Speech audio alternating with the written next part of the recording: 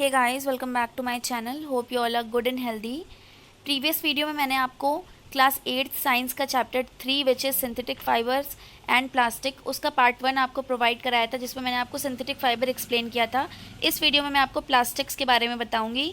So without wasting time, let's start the video and don't forget to subscribe my channel. Now plastics. What is plastic? What are plastics? Plastic is also a polymer like synthetic fiber.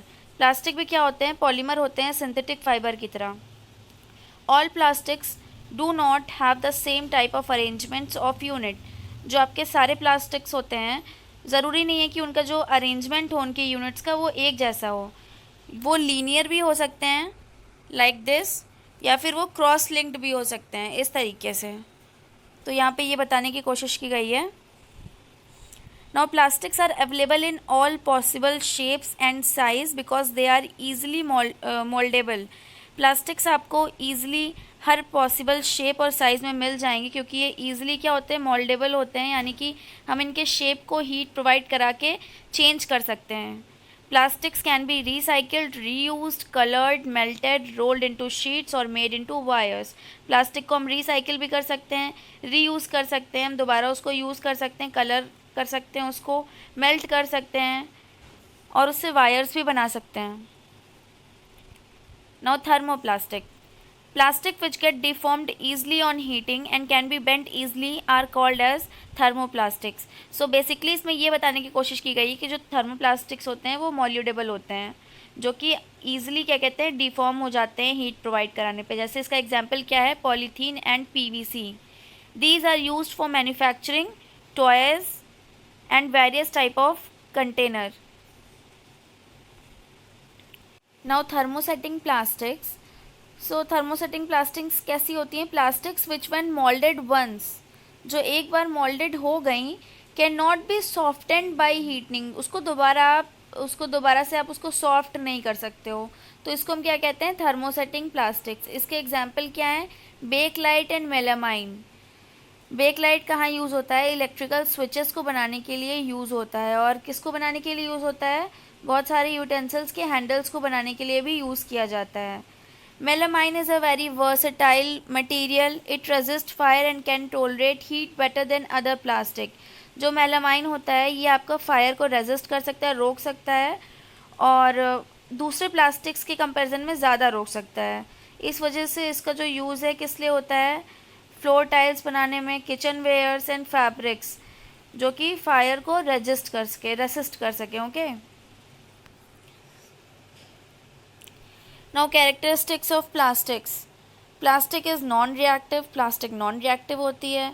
It is light, strong and durable. Plastics are poor conductor of electricity.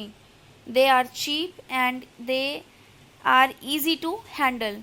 ये सारी क्या थी, characteristics थी plastic की।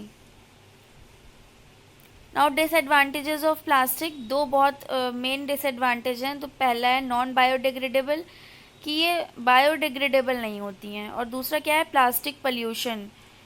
सबसे पहला क्या है, देखिए यहाँ पे जो एक चार्ट दिया हुआ है, इसमें बताया हुआ है कि जिस तरह का जो आपका टाइप ऑफ वेस्ट है उसके अकॉर्डिंग में कितना टाइम लगता है उसको डिजनरेट होने में, और वो बायोडिग्रेडेबल है या नहीं है। तो यहाँ पे वेजिटेबल पील को आपको डिजनरेट होने में 1 से 2 हफ्ता लगता है, ये बायोडिग्रेडेबल है। पेपर आपका 10 से 30 दिन के अंदर आपको डिजनरेट होगा, और ये भी बायोडिग्रेडेबल है। लेकिन अगर आप ध्यान दो तो लास्ट के जो दो हैं, tin, aluminium and other metal cans and plastic bags, they take several years and they are non biodegradable and they also cause plastic pollution. Plastic pollution भी कॉज करते हैं, क्योंकि अगर आप इसको डिग कर दोगे, मान लो आप उसको सॉइल में डिग कर देते हो, तो क्या होगा, ये डिग्रेड तो होगा नहीं। इससे क्या होगा, इस सॉइल को तो पल्यूट ही करेगा ना, सॉइल को पल्यूट करेगा। जब सॉइल पल्यूट होगी तो सॉइल पल्यूशन होगा। फिर वही वेस्ट जब आपके वाटर में जाते हैं, रिवर्स में जाते हैं, तो रिवर्स को भी गंदा करते हैं। और अगर किसी ने उसको जला दिया तो उससे एयर पोल्यूशन भी होगा। So this is the disadvantage of plastics. Now we can develop some habits which are environmental friendly. We can remember the 5R principle, which is reduce, reuse, recycle, recover and refuse. Reduce यानी कि हमें अगर हम use कर भी रहे हैं plastic का तो हम थोड़ा कम यूज़ करेंगे, ठीक है। हम कोशिश करेंगे कि हम कम यूज़ करें उसको, प्लास्टिक्स को। रीयूज़, हम उसको दोबारा यूज़ करें, जैसे आपकी वाटर बॉटल्स हो गई, उसको हम बार बार यूज़ करते हैं, रीयूज़। देन रिसाइकिल, उसको हम रिसाइकिल करके दोबारा यूज़ करें। पेपर रिसाइकिल हो जाते हैं, वो सब रिसाइकिल करके हम उसको दोबारा से यूज़ करें। Recover and refuse. So these are the 5 R principles. यहाँ पे क्या होगा, रीपर्पज़ होगा एक्चुअली, यहाँ पर आपका रीपर्पज़ होगा। इसमें क्या होता है कि हम उसके पर्पस को चेंज कर देते हैं। जैसे कि आप जिस कप में अगर आप कॉफ़ी पीते हो, चाय पीते हो, उसकी अगर हैंडल टूट जाए तो आप उसको कैसे, उसको एक पेन स्टैंड की तरह यूज़ कर सकते हो। तो यहाँ पे होगा रीपर्पज़, उसका हम पर्पस चेंज करके यूज़ कर सकते हैं। एंड रिफ्यूज़, हम क्या कर सकते हैं, से नो टू प्लास्टिक कर सकते हैं कि हम प्लास्टिक्स का यूज़ ही नहीं करेंगे।